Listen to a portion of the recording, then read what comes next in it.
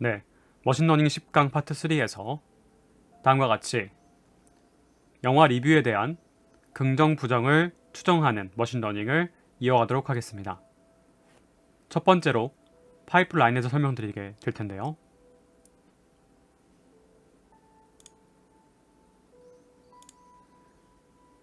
다음과 같이 파이프라인이라는 모듈이 sklearn 라이브러리 안에 있습니다.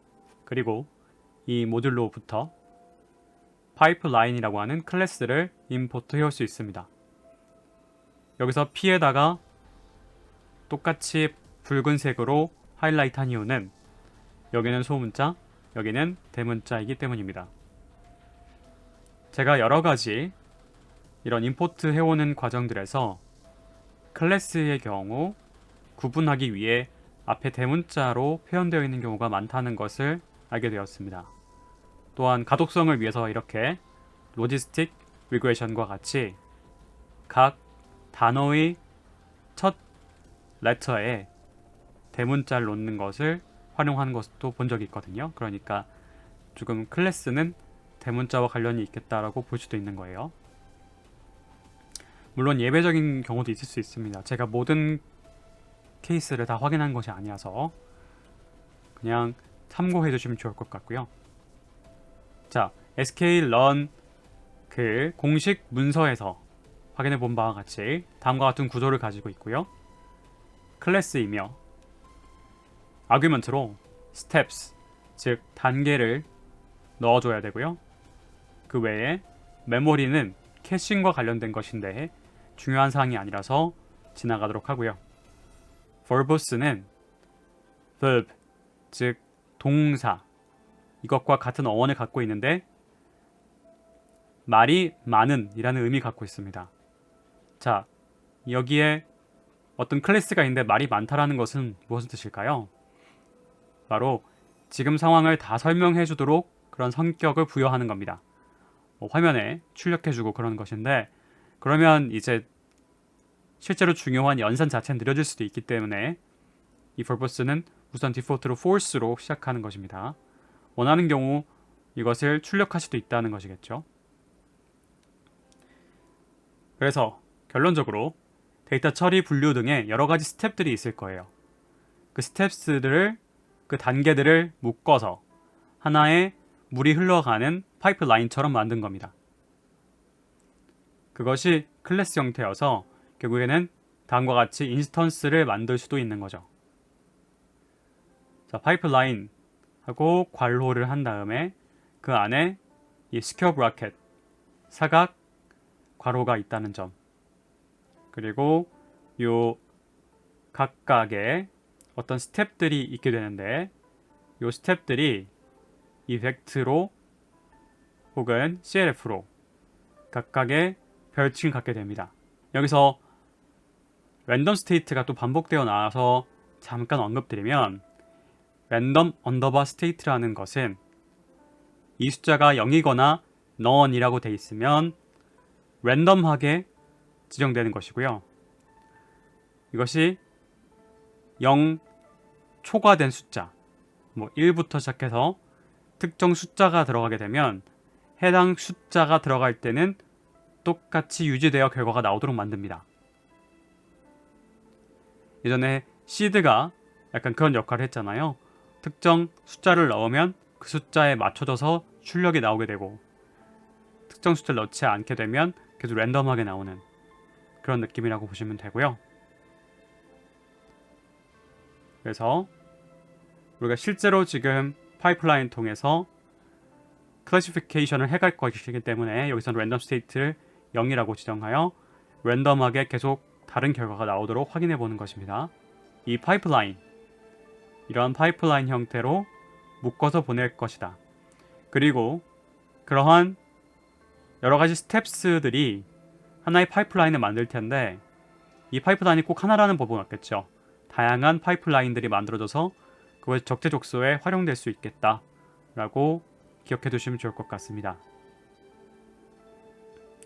다음으로는 이렇게 파이프라인이 만들어질 때 그 요소로 쓰였던 TF, IDF가 무엇인지를 알아가 볼 텐데요.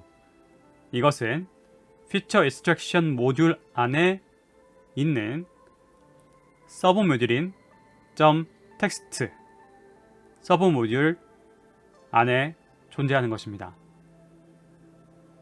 이 TF-IDF 벡터라이저라는 것은 문서를 TF-IDF의 피처 매트릭스로 벡터 변환하는 클래스입니다. 이번에도 이렇게 대문자로 시작하고 있다는 점, 그리고 단어 그 가장 앞에가 대문자로 표현되어 있다는 점이 이게 클래스일 수 있겠구나라고 생각해 볼 수 있는 근거가 될 텐데요. 백업 워드 기억하십니까? 고정된 백이 있다고 하고 여기에 이렇게 여러 가지 단어들이 자리를 갖고 있습니다. 이 가방에 자리가 있는 거죠. 말하자면 가방 안에 다양한 주머니들이 존재해서 그 주머니들에 해당되는 단어들이 있는 거예요. 그리고 어떤 개별 문서에 이제 가방 자리에 해당하는 단어들이 몇 개가 포함되어 있는가를 확인해 보게 될 거고 카운트를 하시게 되는 거죠. 어떤 단어에 카운트를 한다는 것, 결국 숫자가 되는 것이고 그 숫자는 결국 컴퓨터의 입장에서는 0101 이런 식으로 원핫 형태로 표현될 것입니다. 즉 벡터가 되는 거죠. 그래서 이러한 벡터로 표현된 것이 말하자면 우리 모든 주변의 대상들을 숫자로 벡터화 시킬 수 있다. 영화 매트릭스의 이런 디지털화와 유사한 모습입니다.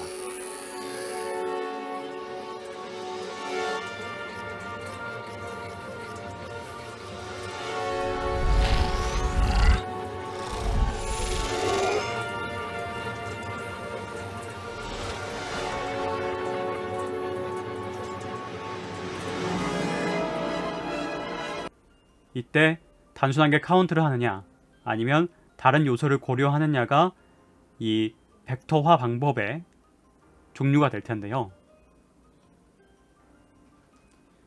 이 벡터화하는 클래스를 다음과 같이 소개해주고 있는데 카운트 벡터라이저라는 것이 있습니다. 그리고 TF-IDF 벡터라이저라는 것이 있어요. 이거 말고도 다른 것들도 있습니다만 가장 눈에 잘 띄는 것부터 설명드리고자 합니다. 먼저 카운트 벡터라이저 같은 경우에는 딱 이름에서 알 수 있듯이 문서 집합에서 단어 토큰을 생성하고 각 단어의 수를 세워서 백업 워즈 인코딩한 벡터를 만듭니다. 자, 이 카운트 한다라는 것이 바로 앞에서 단어의 수를 셀 수 있다 라는 부분이 직관적으로 연결된 클래스라는 것을 알 수 있겠죠.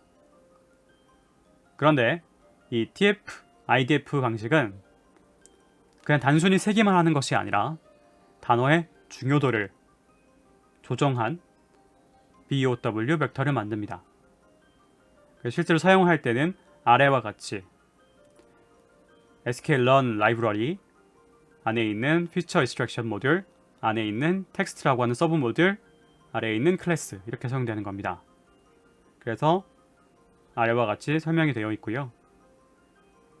그걸 조금 더 살펴보면 이 TEXT 이것이 서브 모듈이면서 유틸리티들을 모아놓은 것입니다. 어떤 유틸리티들이냐면 이 피처 벡터를 텍스트 도큐멘트, 텍스트 문서로부터 피처 벡터를 만들어내는 유틸리티들을 모아놓은 서브 모듈인 겁니다.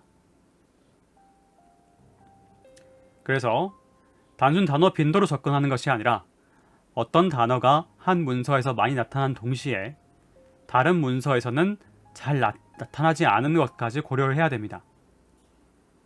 즉, 이번 문서에는 많이 나오지만 다른 문서에는 없어야지만이 그 단어의 중요성이 높다고 보는 거죠.